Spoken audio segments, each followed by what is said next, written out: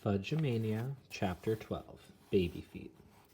Mr. Fargo set up an outdoor studio in the side yard. He spread his canvas on the grass, like a rug. On Saturday morning, I saw him climb a ladder with a bucket of blue paint. When he got to the top, he tossed it at his canvas. So when Sheila screamed, "Mrs. Hatcher, come quick! Fudge is all blue!" I figured he'd gotten into Mr. Fargo's paint. Grandma and Mom came running from one direction, me and Jimmy from another. Fudge was streaked with blue, his shirt was stained Fudge was sprawled out on the grass near his garden. His face was streaked with blue. His shirt was stained blue. His hands were blue. He had blue in his hair. Even his tongue, which hung halfway out of his mouth,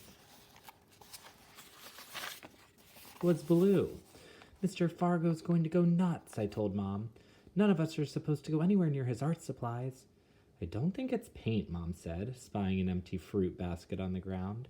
She picked it up and waved it at Fudge. "Did you eat all the blueberries?" Fudge moaned. "You ate our blueberries," I said. "Jimmy and I were on our knees more than 2 hours picking them, and Grandma was going to bake us a pie." "I didn't eat them all," Fudge said in a very small voice. "Turtle ate some." "You fed Turtle blueberries?" I asked. He liked them. "Turtle's a dog," I said. At the sound of his name, Turtle appeared from behind the bushes. He plopped down next to me. "Let me see your tongue," I said, opening his mouth. Blue. His tongue and teeth were all blue. Fudge clutched his stomach and moaned again. "Boy, are you going to be sick," Jimmy told him. "I already am," Fudge cried. "My tummy hurts so bad." "I'm not surprised," Mom said. "I know exactly what he needs," Grandma said, heading for the house. She came back with that peppermint medicine we get every time we have an upset stomach. "Down the hatch," she sang, feeding him 1 teaspoonful. "How about some for Turtle?" I asked. "Why not?" Grandma said. "What's good for the goose is good for the gander." I held Turtle's mouth open and Grandma poured in a spoonful. "Blue gas," Jimmy whispered. "He's going to make blue, steamy, gurgling gas." "I don't want blue gas," Fudge cried. "What are you talking about?" Mom said. "There's no such thing as blue gas." "There is if you eat enough blueberries," I told her. "Really, Peter?" Mom said. "Let's not make this any worse than it already is." Dad missed the blueberry adventure. He'd gone to the town dock right after breakfast to see about renting a sailboat. By the time he got back, Mom had carried Fudge to the porch where he lay on the old wicker couch. Everyone gathered around the blueberry boy. Everyone had a suggestion for him. "Lie on your tummy, Fudge," Mrs. Tubman said. "That's what I do when mine hurts." "A hot water bottle," Mr. Tubman said. "That'll fix it." "Make beautiful pictures in your mind," Buzzy Sr. suggested. "Just throw it all up," Mr. Fargo said. Sheila was about to say, "Ew, disgusting," when Dad ran up the porch steps. "I've rented a nice little 19-footer, he announced. You could tell he was really excited. "We can take a picnic lunch." He stopped when he saw Fudge. "What's wrong with Fudgy?" he asked Mom. "Why is he all blue?" "It's a long story," Mom said. "I'll tell you about it later." Dad paused for a minute and shook his head. Then he said, "Well, I've got the boat from noon to 4. And I can take up to 6 passengers. I know Peter wants to come. How about the rest of you?" "I've never been sailing," Jimmy said. "No problem," Sheila told him. "I'm an expert. I'll explain everything to you." Somebody should tell the Guinness Book of World Records about her, I thought, since she's the world's leading expert on everything. "Count me in," Grandma said. "Count me out," Buzzy Sr. said. "Buzzy," Grandma said, "you don't like sailing?" "About as much as a fish likes being out of water," Mr. Fargo said. "Thanks, but no thanks." Mrs. Tubman said she really wasn't into water sports, but she'd go if Mr. Tubman would. Mr. Tubman said he had no sailing experience, but he'd always wanted to give it a try. "What about Fudge?" Sheila asked Mom. "Fudge isn't going anywhere," Mom said. "Except to the bathroom," Jimmy whispered to me, and we both cracked up. All 7 of us piled into the back of Mr. Fargo's truck. "Have a good sail," he called when he dropped us off with our gear. The boat Dad had rented was tied to the dock. It looked kind of small, especially next to the really big boats that were moored in the harbor. As soon as we were on board, Dad handed out life jackets. There was one for each of us, and Dad's rule was that we had to wear it the whole time. Then he started to explain the man overboard rule.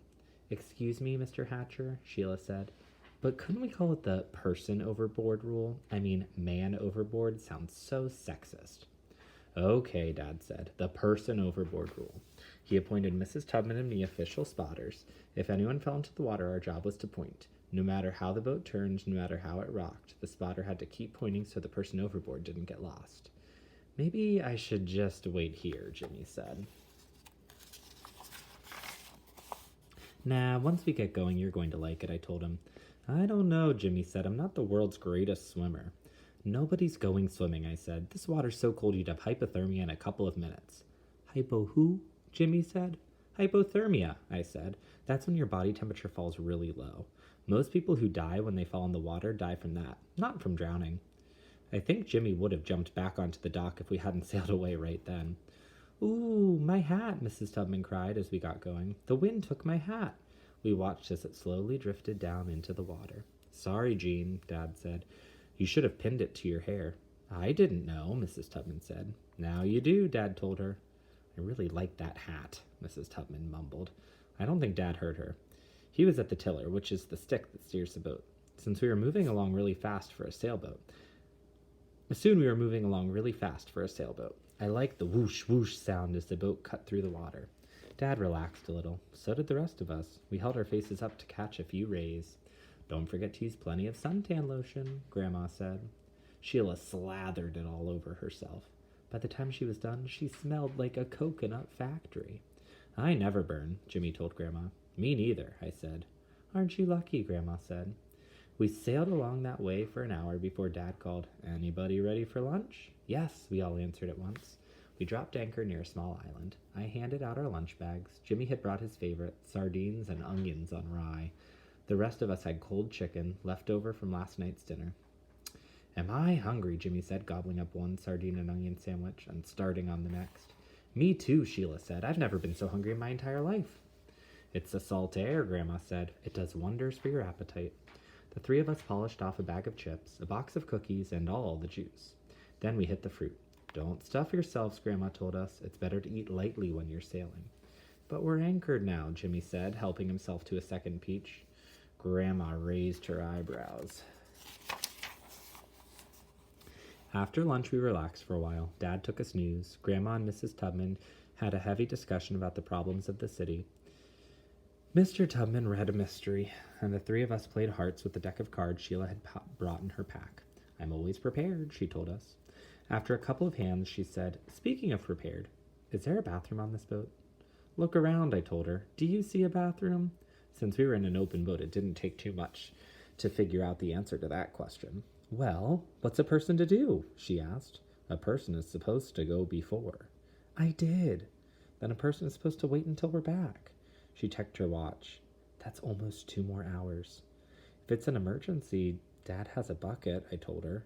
A bucket? Sheila said. That's disgusting, Jimmy and I sang at the same time. Just when I think it's possible that the two of you are human beings, you prove that I'm wrong. Sheila's outburst woke Dad. He checked his watch. We better get started. We'll be heading into the wind on the way back, so it's going to take longer. Once we were underway, it felt a lot colder than before. We pulled on sweatshirts. Sheila shivered and moved closer to me. I moved away from her and closer to Jimmy. It got more and more windy as the sky filled with big gray clouds. The boat tipped and water splashed over the rail, spraying us. That's when Jimmy grabbed my arm and said, I feel funny. Dad, I called. Jimmy feels funny. Keep your eye on the horizon, Dad told him. What horizon? Jimmy asked.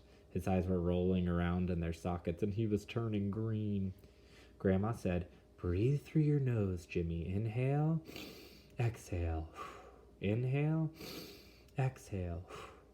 There were waves now, with white caps. The boat tipped away over, and Sheila screamed, Do something before we all drown. It's all right, Grandma said. This is a keel boat. I can't go over. It can't go over, I told myself.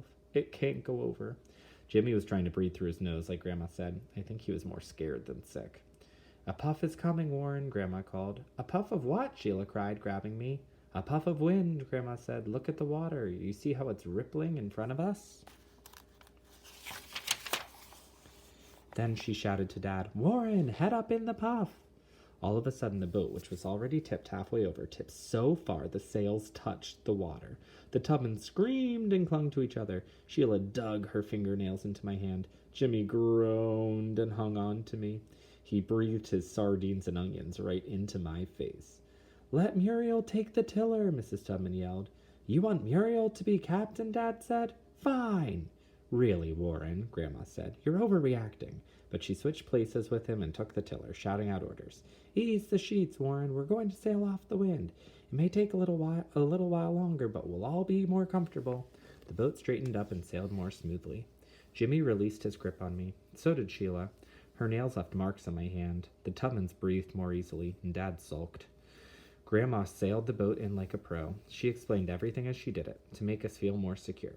Now, as we pull up, Warren will jump onto the dock, she said. And while he ties us up, I'll drop the sail. She looked over at Dad. Wait for me to give you the signal, Warren. But Dad didn't wait. He jumped too soon and landed in the water. Person overboard, Sheila shouted.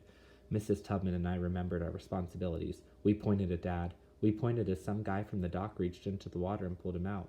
We pointed as someone else wrapped him in a blanket. We pointed until Dad looked at us and called, Okay, that's enough. You can stop pointing now. He was shivering so hard his teeth clicked. Mr. Fargo picked us up in his truck. As soon as we pulled into our driveway, Sheila jumped out and ran for the house. I have to go so bad. Did you all have a nice sail? Mom asked the rest of us. Then she noticed Dad. Warren, how come you went swimming in your clothes? Dad didn't answer. I'll be in the tub, he managed to say, heading for the house. Mom looked at Grandma. What happened? She asked. Oh, the usual, Grandma said, but all's well that ends well. Fudge jumped off the porch steps. All's well that ends well, he sang. I see he's recovered, I said to Mom. More or less. Then Tootsie toddled over and held her arms up to me. Up, Pea, up. I picked her up. She was barefooted, and the bottoms of her feet were covered with blue. Did you get more blueberries? I asked Mom. No. Why? Look at Tootsie's feet. Uh-oh, Mom said. We ran to the side yard where Mr. Fargo had left his work.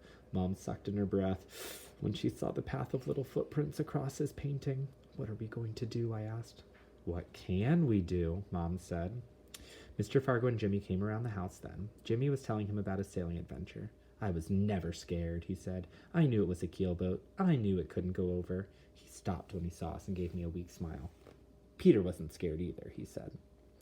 But Mr. Fargo wasn't listening anymore. He'd seen the footprints across his painting. His face turned purple. I held Tootsie tight and waited for the explosion. Frank, Mom began, but Mr. Fargo held up his hand to stop her from speaking. He got down on all fours and crawled around his canvas. He stood up and walked away from it. Then he came closer. Then he walked away. Then he came closer again. He squinted. He scratched his beard. We held our breaths. Finally he muttered, baby feet. I looked at Jimmy. He shrugged, as if to say, don't ask me. Baby feet, Mr. Fargo said again, coming toward me. I backed away. He wasn't getting his hands on my little sister. Itsy bitsy baby feet, Mr. Fargo cooed. Itsy bitsy teensy weensy baby feet. He tickled the bottoms of Tootsie's feet. She squealed. Then he laughed. Mr. Fargo actually laughed. How'd you like to be my partner, Tootsie? My partner, Tootsie Pie? She held her arms out to him. He swung her up in the air. I think we've got something here, he told her. I think those little baby feet of yours are going to be a big hit. None of us knew what he was talking about, but we were all relieved. That night after supper, Jimmy and I used up a whole jar of Noxema.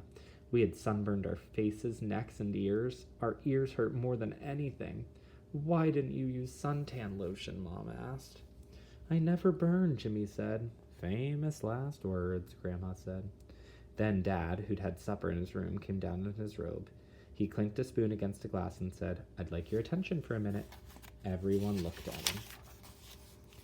I behaved very badly this afternoon, he said, and I want to apologize to everyone on the boat, but especially to Muriel, who saved the day. Apology accepted, Grandma said. I was proud of Dad for admitting that he'd acted like a sore loser, so when he looked over at me, I gave him the high sign, and he smiled. Then Mr. Fargo clinked a spoon against his glass. He stood up and said, I want to thank Tootsie for walking across my canvas and giving me the idea for a series of paintings called Baby Feet. Hear, hear, Buzzy Sr. said, raising his coffee cup. Let's have a toast to Baby Feet, and to Muriel, who always saves the day. He gave Grandma a big kiss. Grandma blushed. Buzzy, she said, not in front of the children. Somehow I don't think Grandma was talking about us when she said children. I think she meant Mom and Dad, and Mr. and Mrs. Tubman, because they were the only ones who were surprised by that kiss.